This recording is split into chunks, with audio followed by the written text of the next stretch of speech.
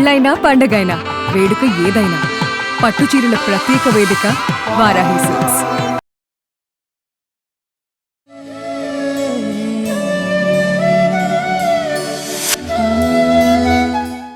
నమస్తే, welcome to Suman TV. Jayasimha ఉవాచ. నేను మీ కృష్ణవేణి. ప్రతిరోజు హనుమాన్ చాలీసా చదవడం వల్ల అనేక ప్రయోజనాలు ఉన్నాయని మనకు తెలుసు. కానీ 10 అద్భుతమైన ఫలితాలు కూడా ఉన్నాయి. అవి ఏంటి అనేది జయసింహ గారి మాటల్లో విందాం. జయసింహ గారు నమస్తే. జై శ్రీరామ్. హనుమాన్ చాలీసా చాలా మంది చదువుతారు భక్తితో, కొంతమంది భయాలు పోవడానికి, కొంతమంది జీవితంలో అభ్యున్నతి కోసం.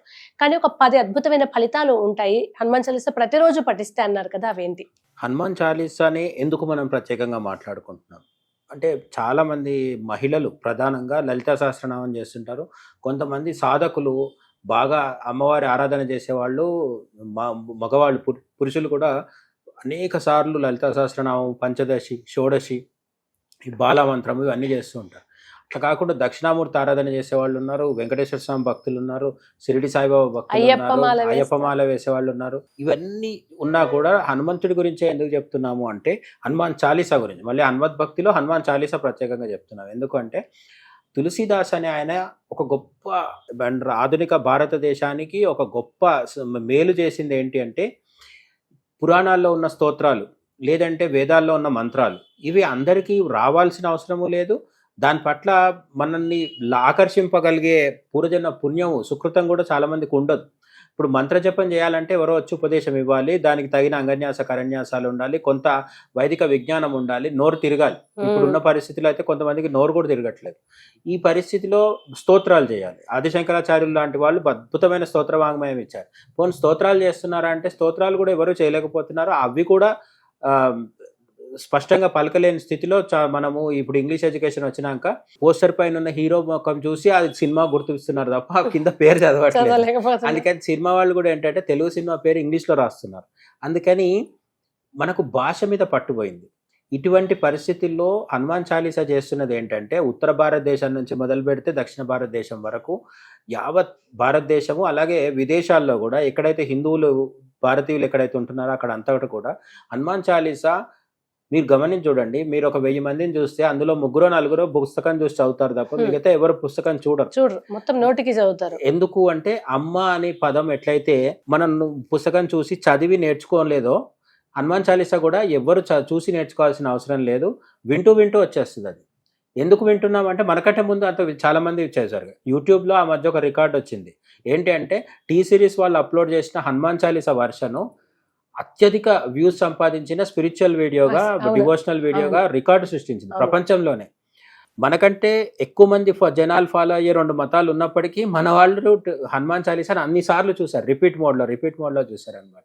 హనుమాన్ చాలీసాకు ఉన్న గొప్ప విశేషం ఏంటంటే, అది అన్ని వర్గాల జనాలకి అందరికీ కూడా డిఫాల్ట్గా వచ్చేస్తుంది అనమాట. మీరు ఒక 2 రోజులు దాని మీద దృష్టి పెడితే 3వ రోజు నుంచి హనుమాన్ చాలీసా చదవడం వచ్చేస్తుంది.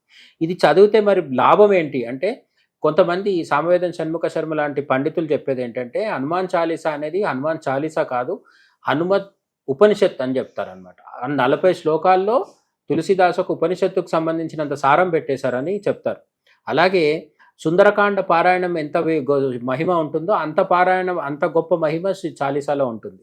మీరు చాలీసాని ఏదో 2 నిమిషాలు 3 నిమిషాల్లో ఒక ఆవృత్తి అయిపోతుంది, అట్లా 11 సార్లు అరగంటలో చదివేస్తున్నాం కాబట్టి ఇదేదో తక్కువ అనుకోవడానికి లేదు. ఎందుకంటే అనుభవం మీద చాలా మంది చెప్తుంటారు కాబట్టి వాళ్ళని చెప్తుంది ఏంటంటే, సుందరకాండ 40 రోజులు పారాయణం చేసిన వాళ్ళకి ఎంత ఫలితం ఉంటుందో అంతే ఫలితము ఈ హనుమాన్ చాలీసా 11 సార్లు చొప్పున 40 రోజులు చేస్తే కూడా వస్తుంది. సరే, ఈ పుణ్యాలు, మనం కోరుకున్న కోరికలు తీరడాలు ఇవన్నీ వదిలేయండి. వ్యక్తిగతంగా ఒక గొప్ప విషయాలు గొప్ప లాభాలు ఏంటి హనుమాన్ చాలీసా చదివితే అంటే, మొదటిది భయాన్ని పోగొడుతుంది. మనం 10 అనుకున్నాం కదా, అందులో మొదటిది ఏంటంటే భయాన్ని పోగొడుతుంది. మనిషి జీవితంలో అనేక భయాలు ఉంటాయి. ఈ భయాలకు ఏకైక విరుగుడు హనుమాన్ చాలీసా.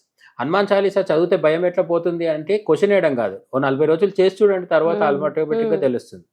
అట్లనే మానసిక ప్రశాంతత, భయం ఎప్పుడైతే పోతుందో ప్రశాంతత వస్తుంది. కానీ కొన్నిసార్లు ఏంటంటే, భయం లేకపోయినా సరే మానసిక ప్రశాంతత, ఫర్ ఎగ్జాంపుల్ ఒకరెవరో బ్రేకప్ అయింది, విడిపోయారు, ఆ రోజు నుంచి మొదలుపెట్టి చూడండి.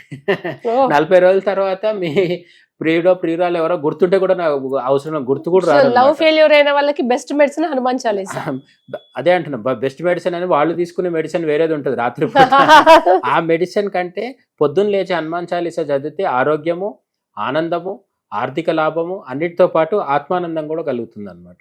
ప్రతికూల శక్తులు దూరం. కొంతమందికి కనిపించే నెగిటివ్ ఫోర్సెస్ ఉంటాయి, ఎప్పుడు డిప్రెషన్లో ఉంటారు, ఎప్పుడు ఆందోళనలో ఉంటారు, లేకపోతే వంశపారంపర్యంగా వచ్చే సమస్యలు ఉంటాయి, ఎప్పుడు యాక్సిడెంట్స్ అవుతూ ఉంటాయి, లేకపోతే పెళ్ళిళ్ళు అవ్వవు, ఇట్లాంటివన్నీ ఉంటాయి కదా.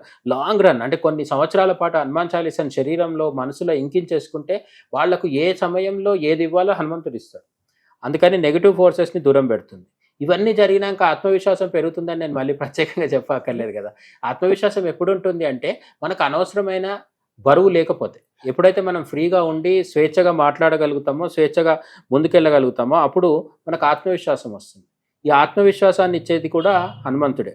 ఆరోగ్య సమస్యలు పోతాయి, అందులో ఉంటుంది జోయహపడే హనుమాన్ చాలీసా అని అట్లా చెప్తూ రోగాలు కూడా పోతాయని చెప్పేసి నాసై రోగ హరైసభ పీరా అని కూడా ఉంటుంది లైన్. అంటే రోగాల్ని నివారించేవాడు హనుమంతుడు.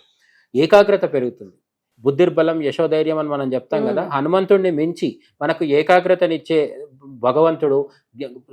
హనుమాన్ చాలీసా మొదటి లైనే జ్ఞానగుణ సాగర అని.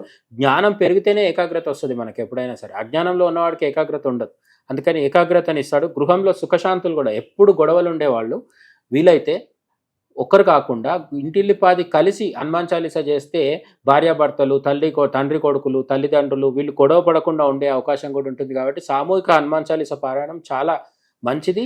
ఇంట్లో కావచ్చు, బస్తీలో కావచ్చు. నా ఉద్దేశం అయితే దేశం మొత్తం చేయాలని ఉంటుంది.